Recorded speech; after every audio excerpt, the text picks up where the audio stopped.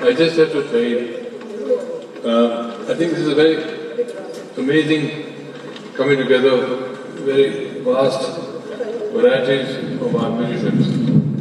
To have the Kawals and the Manganyas and the brass band for the first time in the thing like this, and to have international guitarist John with us.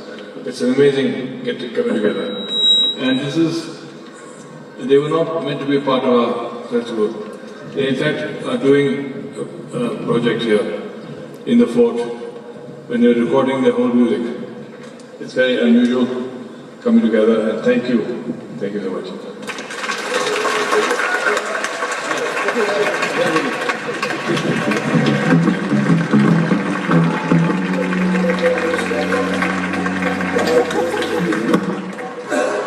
Let's try it. Ready? Ready? We're ready, yeah.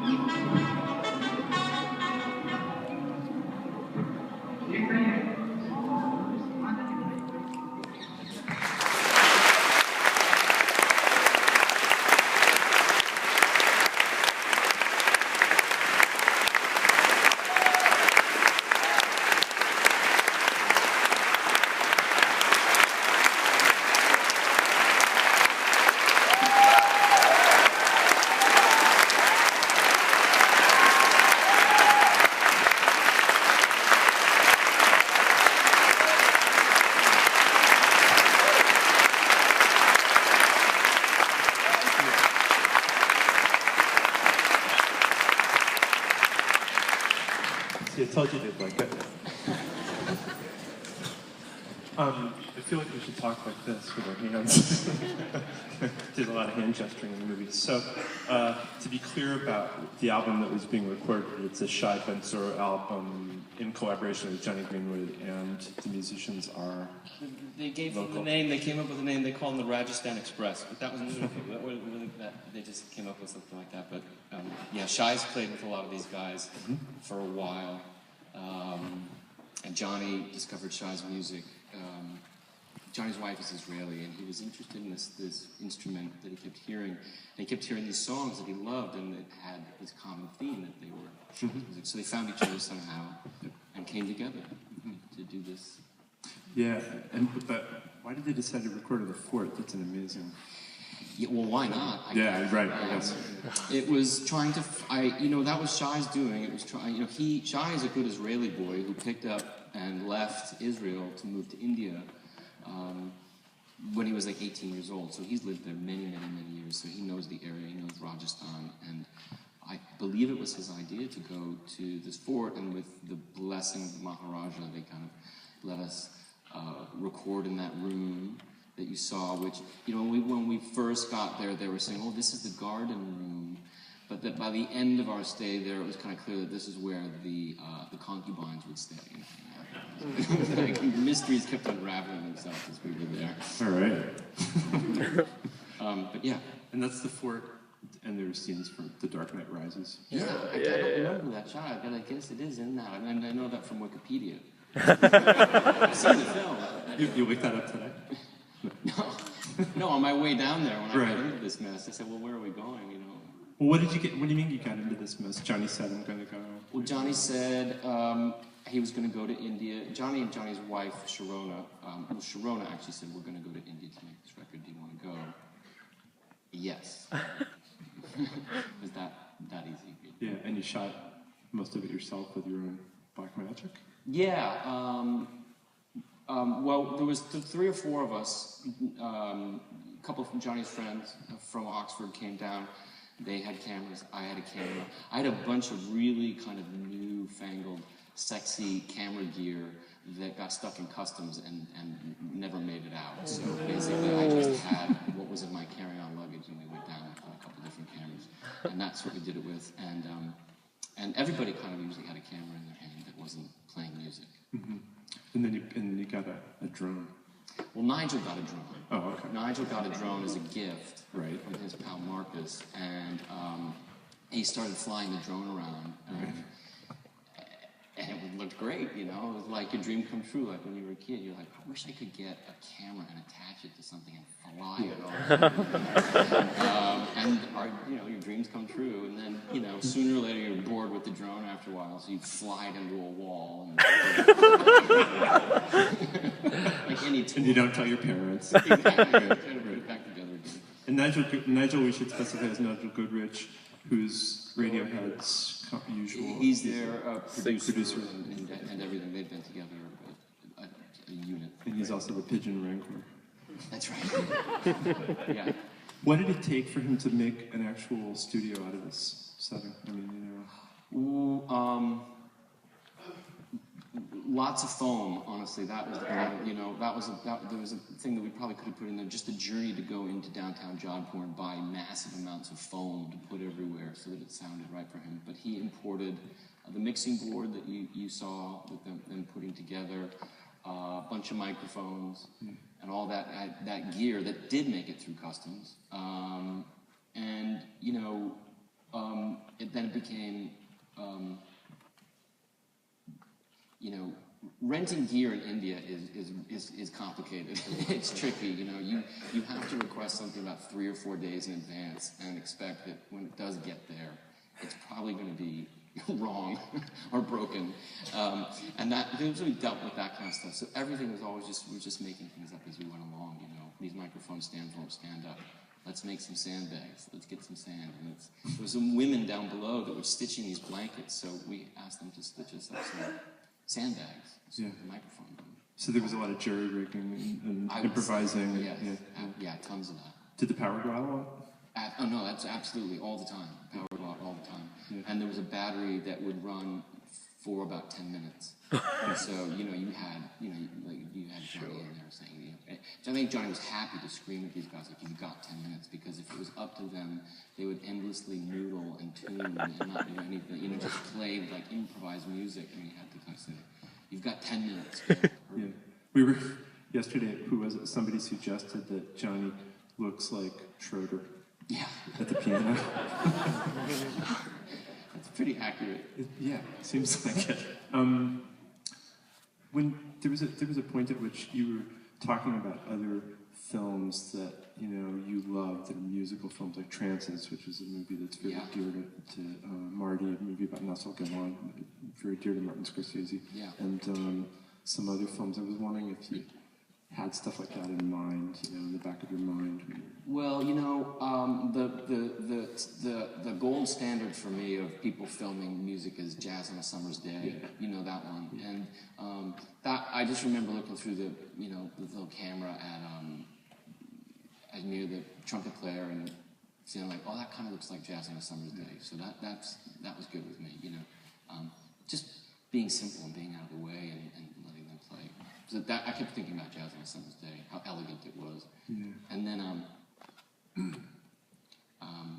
I didn't know how much explaining to do about the project, in terms of the story.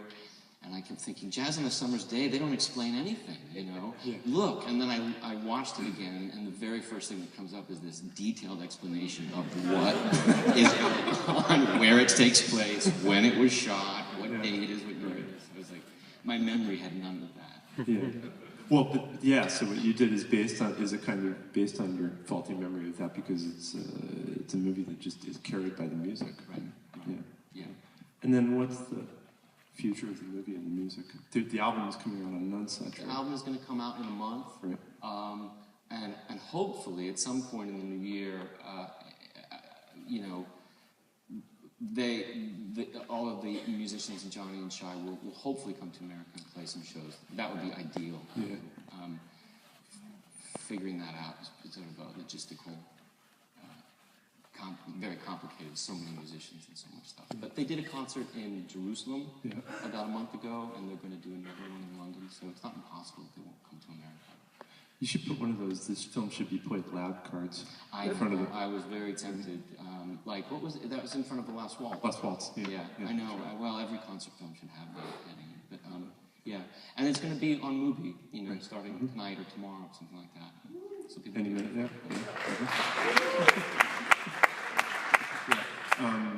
It's we played it loud here. Hope it sounded good. It sounded amazing in here. Amazing. All right. Yeah. Thanks, man. Thank you. Thanks, everybody.